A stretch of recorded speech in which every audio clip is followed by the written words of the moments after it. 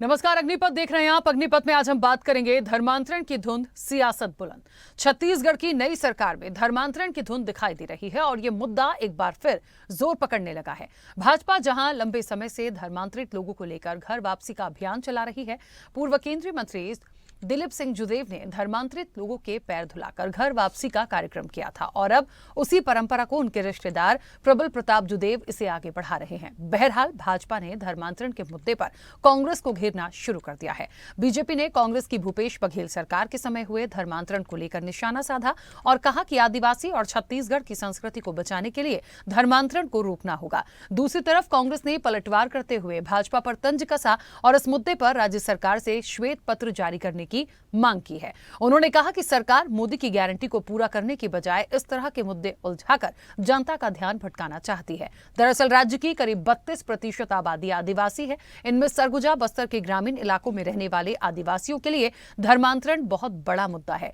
2011 की जनगणना के अनुसार छत्तीसगढ़ की कुल आबादी 2.55 करोड़ है, जिनमें ईसाइयों की संख्या 4.90 लाख है, यानी ईसाई कुल आबादी के 1.92% हैं। राज्य में रोमन कैथोलिक वर्ग की जनसंख्या 2.25 लाख और मेनलाइन चर्च, जिसमें church of north India, Mennonites, LEC, Lutheran आदि शामिल हैं। इनकी जनसंख्या भी करीब 1.5 लाख है। कुल मिलाकर धर्मांतरण को लेकर कांग्रेस बीजेपी के निशाने पर है, लेकिन कांग्रेस ने भी रमन सरकार के समय बने चर्चों का हिसाब मांगा है। क्या लोकसभा की वजह से ये मुद्दा गरमा रहा है या फिर कुछ और है इसके पीछे? इस चर्चा को आगे बढ़ाएंगे, उससे पहले कुछ प्रतिक्रिया है वो आपको सुनाते हैं। देश में भारतीय जनता पार्टी की सरकार है, प्रदेश में भी भारतीय जनता पार्टी की सरकार है। कांग्रेस पार्टी मुख्यमंत्री श्री विष्णुदेव साय को चुनौती देती है कि वह धर्मांतरण को लेके, विशेष तौर पे छत्तीसगढ़ में धर्मांतरण को लेके श्वेत पत्र जारी करें कि भारतीय जनता पार्टी की रमन सरकार में कितने चर्च बने थे और कांग्रेस की भूपेश सरकार के दौरान कितने चर्च बने थे। स्थितियां स्पष्ट हो जाएंगी। भारतीय जनता पार्टी की जब जब प्रदेश में सरकार रहती है या देश में सरकार रहती है, वह स्वयं धर्मांतरण को बढ़ावा देती है ताकि इस मुद्दे पे बयानबाजी करके मतों का ध्रुवीकरण कर सके। भारतीय जनता पार्टी को हिंदुत्व से, सनातन से कोई मतलब नहीं है। वो अपनी राजनीति करने के उद्देश्य से इस प्रकार की चीजों को प्रसारित करती है। छत्तीसगढ़ में भी जो धर्मांतरण की बातें हैं उसके पीछे भारतीय जनता पार्टी है। कांग्रेस पार्टी धर्मांतरण के मामले में श्वेत पत्र की बात करती है। क्या जब मुख्यमंत्री भूपेश बघेल जी थे तब सुकमा के आईपीएस अधिकारी एसपी ने पत्र लिखा था कि धर्मांतरण एक चिंता का विषय है और आदिवासी भाइयों को धर्मांतरित किया जा रहा है प्रलोभन देकर और दबाव पूर्वक? क्या वो पत्र इन्हें याद नहीं है? भारतीय जनता पार्टी धर्मांतरण के मामले में सख्त है और निश्चित रूप से आदिवासी भाइयों की संस्कृति, छत्तीसगढ़ की संस्कृति को बचाने के लिए धर्मांतरण को हम सबको मिलकर रोकना होगा। आखिर धर्मांतरण के ही कारण तो भारत देश के 2 टुकड़े हुए, पाकिस्तान बना, भारत बना। मैतेई और कुकी की लड़ाई तो ये संवेदनशील मुद्दा है और मैं मानता हूं कि धर्मांतरण में सख्ती से काम करने की आवश्यकता है। तो धर्मांतरण की जो धुंध है वो नई सरकार में दिखाई तो दे रही है। सियासत बुलंद है। देखिए, दोनों किसी को भी छोड़ना नहीं चाहते, चाहे बीजेपी हो चाहे कांग्रेस हो। दोनों एक दूसरे पर आरोप प्रत्यारोप लगा रहे हैं। सवाल ये नहीं है कि आपके आरोप प्रत्यारोप से क्या होगा, बात इस बात की है कि धर्मांतरण की ये बात आई कहां से और इस तरह की चीजें जो आ रही हैं, क्या ये वाकई एक अच्छा मैसेज है छत्तीसगढ़ की तरफ? क्योंकि ये धीरे धीरे जब आगे बढ़ेगा, धर्मांतरण यानी कहीं ना कहीं धर्म से आप उसको क्या कन्वर्ट करने की बात कर रहे हैं। बहुत सारा मामला छत्तीसगढ़ से जब निकलकर आया था, हमने सुना और समझा था। यहां पर कांग्रेस ने कहा है कि रमन सरकार में जो चर्च बने उनका हिसाब दे दीजिए और कांग्रेस के भूपेश बघेल की सरकार में कितने बन गए उसका भी हिसाब ले लीजिए, तो पता चल जाएगा और दूध का दूध और पानी का पानी हो जाएगा कि धर्मांतरण की जो ये आग है कहां से शुरू हुई थी। बहरहाल एक बड़ा सवाल यह है कि क्या सिर्फ राजनीति को साधने के लिए और अपने हित के लिए इस तरह के कारनामे ठीक होते हैं? अभी फिलहाल जो प्रयास बीजेपी की तरफ से किया जा रहा है, इसका कितना प्रभाव पड़ेगा? या फिर ये सारी बात क्योंकि राम मंदिर हुआ और अब धर्मांतरण की बात हो रही है, तो क्या इसी लाइन पर आगे बढ़ना है इस वक्त क्योंकि लोकसभा के चुनाव हैं? इस चर्चा को आगे बढ़ाएंगे। मेहमान जुड़े हैं, सबसे पहले आपका परिचय करा दें। भारतीय जनता पार्टी का पक्ष रखने के लिए तौकीर रजा हमारे साथ जुड़े हैं। तौकीर जी, बहुत स्वागत चर्चा में जुड़ने के लिए। और कांग्रेस का पक्ष रखने के लिए जावेद खान हमारे साथ जुड़े हैं। जावेद जी, आपका भी बहुत स्वागत है। चर्चा की शुरुआत सबसे पहले तौकीर रजा जी आपसे ही करना चाहती हूं। जिस तरह से ये पूरी बातें निकलकर सामने आ रही हैं, आज धर्मांतरण की बात हो रही है, कोई नया मामला तो नहीं है, लेकिन एक बार इस वक्त पे फिर ये चीजें निकल कर आई हैं। जिस तरीके से अभियानों की बात हो रही है, पैर धुलाने की बात हो रही है। कांग्रेस का ये मानना है कि उन पर छीटाकशी करने से पहले कितने चर्च बनाए रमन सरकार में, कितने चर्च बने, उन सबका हिसाब दे दीजिए। और कांग्रेस कह रही है श्वेत पत्र उनकी वो मांग कर रही है, बीजेपी कह रही है कि मांगने का अधिकार ही नहीं है। लेकिन बड़ा सवाल ये है कि इस चीज से इतर निकला कैसे जाएगा, क्योंकि ये मैसेज तो अच्छा नहीं जा रहा ना पब्लिक के बीच में। और नई सरकार है, उसमें यदि इस तरह के घटनाक्रम आ रहे हैं सामने तो ये अच्छे नहीं। देखिए, ऐसा है कि अंधे नुक्स निकालने लगे हमारे किरदार पर, अंधे नुक्स निकालने लगे हमारे किरदार पर, और बहरे जो हैं वो शिकायत है कि गलत बोलते हैं। असल में क्या है कि भारतीय जनता पार्टी की जब सरकार 15 साल रही तो धर्मांतरण का कहीं भी कोई मुद्दा आपने देखा होगा नहीं रहा। लेकिन उसके पहले भी, अगर आप 15 साल के पहले हमारे भारतीय जनता पार्टी की सरकार के पहले का भी कार्य, अगर कांग्रेस का शासन देखेंगे तो उसमें उन्होंने हमेशा धर्मांतरण को बढ़ावा दिया। उसका कारण अगर आप उनके नेपथ्य में जाएंगे, गहराई में जाएंगे, तो आपको यह समझ में आएगा कि इससे उनको फायदा क्या है। वो धर्मांतरण को बढ़ावा देने के लिए हमेशा क्यों आगे रहते हैं? उसका कारण यह है कि वो जब धर्मांतरित होकर एक वो अल्पसंख्यक समुदाय से जब हो जाता है, उसके कारण से उनका वोट का प्रतिशत खुद ब खुद बढ़ जाता है। क्योंकि सबको पता है कि जो अल्पसंख्यक समुदाय है वो पर्टिकुलर किसके वोट बैंक है। तो वोट बैंक बढ़ाने के चक्कर में आपने देखा होगा कि मणिपुर को 1967 से जब धर्मांतरण होना शुरू हुआ और कई बार शिकायत करने के बाद उन्होंने कहीं कोई कोशिश नहीं की रोकने की, आज उसकी स्थिति आप देख लीजिए मैतेई और कुकी में क्या स्थिति बन गई। वही स्थिति आज हर जगह दिखती है। यही स्थिति यहाँ पर बेचारे जो आदिवासी भाई है, ये दूसरे भाइयों पर अटैक नहीं करते, पहले आदिवासियों पे ही अटैक करते हैं। आदिवासी जो भाई बंधु है, आपने देखा होगा सुदूर जंगलों में रहते हैं, बहुत ही सीधे साधे होते हैं, उनको किसी चीज का ज्यादा किसी चीज में कोई मतलब नहीं, अपने जंगल जमीन से मतलब रहता है। लेकिन उनको ये आसानी से बहुत ही सरलता से बहका लेते हैं और चालाकी से बहका लेते हैं और बहका कर ये धर्मांतरित कर देते हैं। कभी कभी किसी को लालच भी देते हैं। तो ये स्थिति बनती है। उसके कारण से आप बस्तर के आप जंगलों में जाइए या बस्तर में शहरों में भी जाइए, आपको दिखेगा सरनेम वही है, कोई श्रीवास्तव दिखेगा, लेकिन वो जाके आप देखेंगे तो वो क्रिश्चियन से सिंह दिखेगा तो क्रिश्चियन, उनका धर्म परिवर्तित कर देते हैं, सरनेम परिवर्तित नहीं करते हैं।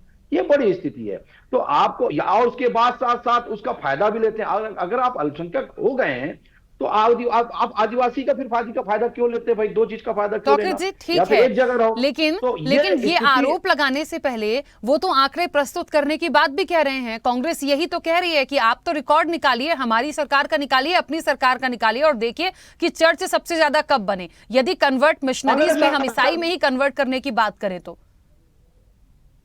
देखिए, ये सब झूठ बोलते नजर आते हैं। मैंने आपको बताया 2003 के पहले जो सरकार रही कांग्रेस की, उन्होंने हमेशा बढ़ावा ही दिया और उसके कारण से चर्च का जो आप देखिएगा ज्यादा चर्च जो उसी टाइम बढ़े। और हमारी जब डॉक्टर मनमोहन सिंह की जब सरकार आई तो उन्होंने इसके ऊपर लगाम लगाई और लगाम लगाने की पूरी कोशिश की और लगभग लगाम लगी भी। लेकिन वो पूर्ति सरकार का ही चर्च, जितने चर्च दिखते हैं वो पूर्ति सरकार के समय बने हुए। और उसके बाद अभी ये 5 वर्ष जो भी इनकी सरकार गई, इन्होंने तब भी वही हरकत करी। जबकि धर्मांतरण का विरोध करने के लिए नारायणपुर से जब हमारे जो आदिवासी बंधुओं ने, हमारे सनातन धर्म वालों ने जब विरोध किया उसका, तो उसके लिए हमारे भाजपा, उसमें साथ हमारे भारतीय जनता पार्टी का जिला अध्यक्ष भी थे, सबको उन्होंने अंदर कर दिया। और सबसे बड़ी बात यह कि उन्होंने वन साइडेड कार्रवाई करी। अगर धर्मांतरण कर रहे हैं तो आप उनके खिलाफ तो कोई कार्रवाई नहीं करें। इससे साफ नजर आ रहा था कि भूपेश बघेल की जो सरकार थी वो उनको सपोर्ट करती नजर आई और इसी कारण से अभी वो जो है वहां की जनता ने इनको उखाड़ फेंका। आप देखिए कितना अच्छा वोट पर से पूरा क्लीन स्वीप हो गया, बिल्कुल वहां से गायब हो गए। चलिए वापस आती हूँ। इसका कारण था कि आप लोगों ने वन साइडेड कार्रवाई करी थी। ठीक है जावेद खान जी, एक बात तो ये है कि बीजेपी तो इस चीज को एक्सेप्ट नहीं करेगी कि उनके समय पे ऐसा कुछ हुआ, लेकिन छत्तीसगढ़ में कितना क्या हुआ ये मुझे बहुत अच्छे से पता है। मैं किसी एक को दोषी नहीं मानती, लेकिन ये बात बिल्कुल सच है कि ये सारी घटनाक्रम हुए तो हैं। इनको कैसे रोका जाएगा, इसका समाधान कैसे निकलेगा, फिलहाल ये चीजें क्यों सामने आ रही हैं, यदि आई हैं तो इलेक्शन के टाइम पे ही क्यों आती हैं, क्या लोकसभा है इसलिए इस चीज को निकाला गया है, यदि धर्मांतरण एक जहर की तरह है तो हमेशा जड़ से खत्म क्यों नहीं हो गया। मेरा सवाल दोनों से ही है। आज नई सरकार में इसकी धुन दिखती है तो नई सरकार इसके लिए काम करे। इससे पहले भूपेश बघेल की सरकार थी, वो इसके लिए काम करती। लेकिन आज इस वक्त पे इस बात का आना, और क्यों हमें किसी को अपने वोट बैंक के लिए या किसी और चीज के लिए, जो छोटे कस्बे हैं, जो आदिवासी वर्ग जिसको हम जिस क्राइटेरिया में रखते हैं, क्यों हम उनको कन्वर्ट करना है। मुझे समझ में नहीं आता कि क्या हम राजनीति के लिए कुछ भी कर देंगे। नमस्कार राखी जी, आपको, आपके सभी दर्शकों को, साथ ही मीडिया पैनलिस्ट को भी मेरा नमस्कार। देखिए, कहावत आपने सुनी होगी, 100 चूहे खाकर बिल्ली हज को चली। 15 साल भारतीय जनता पार्टी इनकी सरकार थी और 15 साल ये कह रहे हैं कि भारतीय जनता पार्टी की सरकार के पहले धर्मांतरण हुआ था। तो 15 साल में आपने इस धर्मांतरण पर कितनी लगाम लगाई, ये आज सबको पता है, आपको भी पता है राखी जी। देखिए, ये सबसे महत्वपूर्ण चीज ये है, आपने कहा कि आज अभी के समय में ये सारी चीजें क्यों निकल के आ रही तो है। आखिर जी आऊंगी। ये मुद्दों से ध्यान भटकाने के लिए निकल करके आ रही है। विधानसभा चुनाव में इन्होंने कहा था महतारी वंदन योजना, 500 रुपए में सिलेंडर, 3100 रुपए में धान का समर्थन मूल्य, ये सारा चीज इनमें नाकाम हो चुके हैं। और अब सामने लोकसभा का चुनाव है। अब लोकसभा के चुनाव में इनको जाना है और जाने से पहले अब ये क्या करेंगे। आपने देखा किस तरह से ध्रुवीकरण की राजनीति अभी पूरे देश भर में मोदी जी ने की। आज छत्तीसगढ़ में विष्णुदेव साय जी वही ध्रुवीकरण की राजनीति, कुछ उन्हें छत्तीसगढ़ में और कुछ मिलेगा नहीं, मिलेगा क्या, धर्मांतरण मिलेगा, तो उसमें करिए भाई। हम तो चुनौती दे रहे हैं ना इनको कि आप श्वेत पत्र लेकर के आइए, स्पष्ट हो जाएगा कि किसके कार्यकाल में कितना धर्मांतरण हुआ, किसके कार्यकाल में कितने चर्च बने, स्पष्ट हो जाएगा। दूसरी चीज देखिए, बहुत ही संवेदनशील मामला। हर व्यक्ति चाहता है कि वो, कोई भी व्यक्ति उसके मूल धर्म में रहे, उसकी जो संस्कृति है, उसकी जो पहचान है वो नहीं बदली जाए। आपके 15 साल के कार्यकाल में मैं भी एक किसान का पुत्र हूं और जहां मेरी खेत है, जहां मैं जाता हूं, मैं आपको बताना चाहता हूं राखी जी, मैं बचपन में जब मेरे पिताजी के साथ जाया करता था, उस गांव में एक चर्च नहीं हुआ करता था। इनके 15 साल के कार्यकाल में वो जिमरापाल गांव में 3-3 चर्च बन गए। उस समय रमन सिंह जी आंख मूंद करके क्यों बैठे हुए थे। और केवल राजनीति के लिए इस मुद्दे को ये भारतीय जनता पार्टी उछालती है। इनको ना तो सनातन से मतलब है, ना तो इनको संस्कृति से मतलब है। आप देख लीजिएगा, लोकसभा चुनाव के बाद में धर्मांतरण का मुद्दा इनके एजेंडे से गायब हो जाएगा और जब फिर चुनाव आएंगे, फिर से धर्मांतरण का मुद्दा इनके एजेंडे में शामिल हो जाएगा। देखिए, मुझे तो एक बात, मुझे चरित्र भी है और इनका चेहरा भी है। ठीक है जावेद जी, देखिए मुझे एक बात पता है, सरगुजा हो, बस्तर के ग्रामीण इलाके में, मैं आदिवासियों को खास तौर पे फोकस करूंगी, वो जो भी जिस भी वहां से हैं, मुझे लगता है उनके लिए एक बहुत बड़ा मुद्दा है। क्योंकि एक तो क्या, वो एक ऐसा तबका होता है जिसके लिए बहुत ज्यादा करने की बात सरकार करती तो है, पर उतना हम सक्सेस नहीं हो पाते। लेकिन ये बहुत बड़ा एक ऐसा तबका भी है जो सरकार बनाने और गिराने में महत्वपूर्ण भूमिका अदा कर जाता है। ये भी हम बहुत अच्छे से जानते हैं छत्तीसगढ़ में। तो निश्चित तौर पर यदि कहीं ना कहीं एक टारगेट है या इस तरह की चीजों को लगता है कि यहां इन्हें दबा के ये चीजें हो सकती हैं, मैंने कहा ना, थोड़े से प्रॉफिट के लिए इन चीजों के लिए क्यों जाना, क्यों इससे अछूते नहीं, ये आरोप क्यों है, ये एक गंभीर विषय है। तो अकीर जी कुछ कहना चाह रहे थे, अपनी बात रखिए। देखिए, ऐसा है, ये वाकई बहुत गंभीर विषय है। मैंने बीच में बस्तर के सुदूर कुछ जिलों पे मैंने दौरा किया था और वहां पर समाज प्रमुखों से ही बात करी थी। समाज प्रमुखों से जब क्रिश्चियन समाज के प्रमुखों से जब बात की थी और उनके साथ बैठक की थी, तो उनसे मैंने पूछा था कि भाई आप लोग ये बताइए कि आप लोग की अभी आबादी कितनी है। तो उन्होंने बताया कि अभी हमारी आबादी जो है लगभग 20,000, एक जिले की बात करूं मैं, एक जिले की बात करूं तो एक जिले की आबादी अभी लगभग 20,000 के आसपास, 19-20,000 के आसपास हो गई, ऐसा बताया उन्होंने। तो मैं बोला अभी 5 साल पहले कितनी थी, तो 5 साल पहले 6 साल। इतनी जल्दी आपकी आबादी बढ़ गई, आप तो कोई बहुत सारी शादी करके बच्चे पैदा तो नहीं कर दिए, बहुत सारे। हेलो, हाँ बोले तो अखिल जी। तो बहुत सारी शादी करके या शादी करके कई बच्चे तो पैदा नहीं कर दिया। ऐसा क्या कर दिया आपने जो आपने आपकी जो है। जावेद जी एक मिनट। हाँ, इतनी सादा आपकी है। बोले नहीं सर, हमारी आबादी मतलब कैसे बढ़ गई भाई, आप बताइए मेरे को। आप तो एक बच्चा पैदा करते हैं, ज्यादा 2 बच्चे होंगे, तो 5 साल में आपकी आबादी जो है 3 गुनी से 4 गुनी बढ़ना, ये अपने आप में दिखता है कि आप धर्मांतरण को बढ़ावा दे रहे हैं। तो बिल्कुल उनको मतलब काटो तो खून नहीं था, एकदम सांप सूख गया था। उसके साथ साथ मैंने कलेक्टर जी को बुलाया, कलेक्टर से ही बात की थी। कलेक्टर महोदय बोले सर हाँ, हमारे इनकी आबादी जो थी लगभग 6-6.5 हजार थी, अभी आबादी जब ये बता तो इतनी होगी, क्योंकि कारण क्या है यही बताएंगे, इनकी आबादी इनकी कितनी बढ़ गई। तो अब अंदाज लगाइए कितनी तेजी से इनकी आबादी बढ़ रही है। तो इसका मतलब ये है जो आप 4 से 4.5% का जो आंकड़ा दे रहे हैं वो आज 12 से 15% का आंकड़ा पहुंचने को करीब पहुंच चुका है। अगर सही ढंग से इनका सर्वे हुए तो समझ में आ जाएगा कि अल्पसंख्यक धर्मांतरित अल्पसंख्यक होने के बाद जो है तो वो उनका आंकड़ा जो लगभग 12 से 15% तक पहुंच चुका है। ये अपने आप में बहुत बड़ा आंकड़ा है, छोटा आंकड़ा नहीं है। तो इसको ये जांच का विषय है। और हमारी सरकार से अभी जो हमारी सरकार सबको जो विरोध कर रही है धर्मांतरण, जब हमने विरोध भी किया था, इनको चुनाव के टाइम दिखता है कि हम चुनाव के टाइम विरोध करते हैं। हम तो शुरू से धर्मांतरण का विरोध करते आ रहे हैं। जब हमारी सरकार होती थी धर्मांतरण करने वाले भागते नजर आते हैं। क्यों भागते नजर आते हैं जरा ये भी बता दीजिए। तो इसका कारण ही समझ में आता है कि हम धर्मांतरण के खिलाफ हैं। कोई भी धर्म हो उसके खिलाफ हम बैठे हैं। हम धर्मांतरण का समर्थन किसी भी हालत में नहीं करते। हर व्यक्ति को अपने धर्म का स्वतंत्र प्रचार करने का अधिकार है, लेकिन इस प्रकार से आप लालच देकर, किसी प्रकार से आप उसको बरगला कर आप अगर धर्मांतरित कर रहे हैं, ये अपने आप में बहुत बड़ा पाप है। इसी कारण से हमारी सरकार ने भी कई जगह कानून बनाया और अभी राज्य सरकार भी इसका एक बड़ा कानून बनाने अच्छा, मुझे ऐसा लगता है तौकीर जी, यदि हम कांग्रेस को गुनहगार मान लें, एक बार के लिए यदि हम कांग्रेस को गुनहगार मान भी लें और मान लें कि इनकी वजह से सब कुछ हुआ, तो आज ये जो श्वेत पत्र की बात कर रहे हैं, जो आंकड़ों की बात हो रही है, वो सामने रख दिए जाएं, फिर तो मेरे ख्याल से सारी चीजें सामने आएंगी ही ना। क्योंकि प्रूफ और सबूत जो होते हैं, जो पब्लिक के सामने होंगे, मुझे लगता है वो ज्यादा अच्छी गवाही दे पाएंगे। क्योंकि अभी तो सिर्फ आरोप प्रत्यारोप हो रहा है, वो कह रहे हैं आप गलत हैं, आप कह रहे हैं वो गलत है। नहीं, देखिए अभी तो ये जांच का विषय और साथ में कितनी ये आंकड़े निकालना पड़ेगा, उसको आंकड़े निकाले जाएंगे और वाकई में इसको पेश करना चाहिए। क्योंकि जब आंकड़े निकलेंगे तो खुद ब खुद सबके सामने आ जाएंगे और ये बहुत अच्छी बात है। मैं भी अपनी सरकार से अपील करूंगा कि आंकड़े निकाले जाएं और बताया जाए कि किस प्रकार से इतनी तेजी से धर्मांतरण हुआ, कितनी संख्या इनकी बढ़ गई है, तब इनको भी समझ में आएगा। तो ये धर्मांतरण का मुद्दा जो है ये छोटी मोटी बात नहीं है। आज वो सिर्फ फुटबॉल की नौबत आ गई कई जगह में, कई जिलों में, और आप जाके देखिए कई विधानसभा में खुद की स्थिति बहुत बुरी है और आने वाले भविष्य में ये बहुत बड़ा मुद्दा बनने जा रहा है। इसलिए इसको रोक लगाना बहुत जरूरी। ठीक है, हाँ जावेद जी कुछ कह रहे हैं, और इसको अगर रोक नहीं लगाते हैं तो ये राखी जी, मेरा बस इतना कहना, केंद्र में आज आपकी सरकार है, राज्य में आपकी सरकार है, ये तो मुद्दा ही नहीं होना चाहिए। इस पे तो कठोर कानून बनने चाहिए और कठोर कानून बना करके धर्मांतरण को जड़ से खत्म करना चाहिए। इस पे इतने कठोर कानून बनने चाहिए कि अगर कोई धर्मांतरण करता हुआ नजर आया उसे जेल की सलाखों के पीछे डालना चाहिए। ये होता है किसी भी चीज को का कार्य का निराकरण का तरीका। पर लेकिन भारतीय जनता पार्टी क्या कर रही है, इस पे राजनीति कर रही है, इस पे केवल बयानबाजी कर रही है। अभी आपने कहा, इन्होंने बिल्कुल भी एक बार भी नहीं कहा कि बिल्कुल कांग्रेस अगर हमें चुनौती दे रही है श्वेत पत्र का तो हम श्वेत पत्र लेकर आएंगे।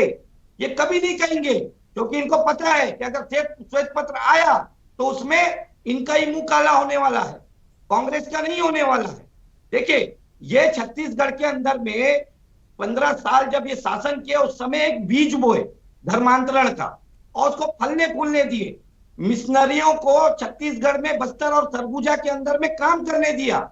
सरगुजा क्षेत्र में जुदेव जी इसका विरोध करते थे, तो जुदेव जी को किनारे लगाने का कार्य पूरा संगठन किया।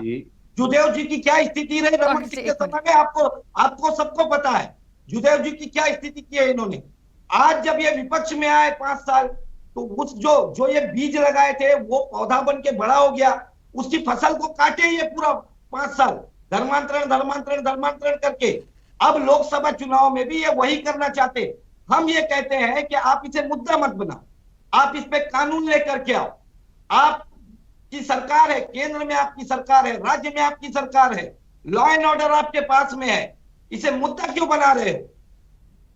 केवल वोट बैंक की राजनीति करने के लिए। अगर आपको सनातनियों से इतना आपको सनातनियों के लिए इतना चिंता है, आपको छत्तीसगढ़ के परंपरा और संस्कृति का इतना लगाव है, तो आप इसको राजनीति मत करो।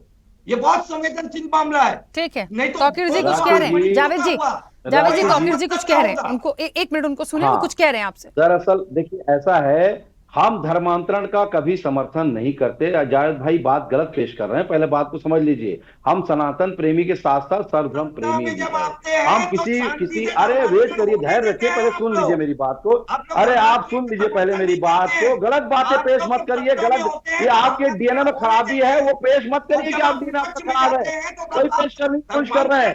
अरे भाई साहब, आप पहले समझने की कोशिश करिए। हम सनातन प्रेमी के साथ सर्वधर्म प्रेमी है। हम क्रिश्चियन समाज का विरोध नहीं कर रहे हैं, हम धर्मांतरण कर रहे हैं, उसका विरोध कर रहे हैं और आज इसका विरोध करते रहेंगे।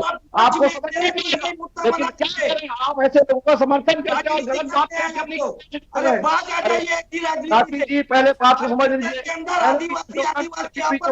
देखिए, मुझे तो लगता है, मुझे लगता है मैंने शुरुआत में ही कहा था, जिस चीज की मांग विपक्ष से हो रही है उस चीज को करने में परेशानी नहीं होनी चाहिए। ये गंभीर विषय है, एक जांच का विषय बनता है ये। तो निश्चित तौर पर मेरा तो मुख्य रूप से सवाल यही था कि क्यों हम अपने फायदे के लिए या राजनीतिक फायदे के लिए ये तमाम चीजों को करते आ रहे हैं, या हमने किया या बढ़ा रहे हैं। ये इनका लोकसभा चुनाव का मुद्दा है। राखी जी, आप एक बात को समझ लीजिए, मुद्दा तो ऐसा है लोकसभा चुनाव, अरे अभी विधानसभा में निपट गए और जो राम के अस्तित्व को नकार दिए समर्थन करते हैं और यहाँ पर सामने आकर इसका आप चुनौती देते हैं।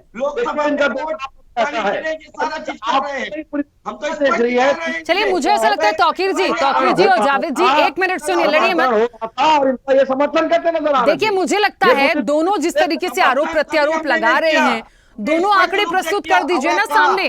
तौकीर जी, जो इनकी मांग है श्वेत पत्र की वो हो जाए, आपकी तरफ से चीजें हैं तो वो हो जाए। आपकी तो सरकार है, आप तो बहुत सारी चीजों पर जांच बिठा सकते हैं। बिल्कुल, इसका जांच का विषय है और जांच बिल्कुल होके रहेगी, जांच होना चाहिए। कारण क्या है, जिस प्रकार से ये धर्मांतरण को, अरे क्या हो रहा है, राशि के बीच में बोल रहे हैं ये। जावेद जी, एक मिनट, देखिए समय की सीमा है, प्लीज, बहुत महत्वपूर्ण प्रश्न है ना। हो गया सर, एक बार प्लीज बोलने दीजिए। सरकार श्वेत पत्र लेकर के आएगी इस पर, दूध का दूध और पानी का पानी हम करेंगे। काम करिए भाई, आप ही बोल दीजिए। अभी मैं आपके बीच में बोलूंगा तो सबसे बड़ा बुरा आप ही को लगता है, फिर आप भड़कते हुए नजर आते हैं चैनलों में। ठीक है जावेद जी, वो प्रमाण प्रस्तुत करें और श्वेत पत्र के लिए बीजेपी अपना जवाब दे। मुझे लगता है सारी चीजें सामने आ जाएंगी। आप पहले मेरी बात का जवाब दीजिए, आप धर्मांतरण के पक्ष में है या नहीं है, पहले बताइए। हमने तो स्पष्ट कह दिया, हमने कब कहा हम धर्मांतरण के पक्ष में। धर्मांतरण आपके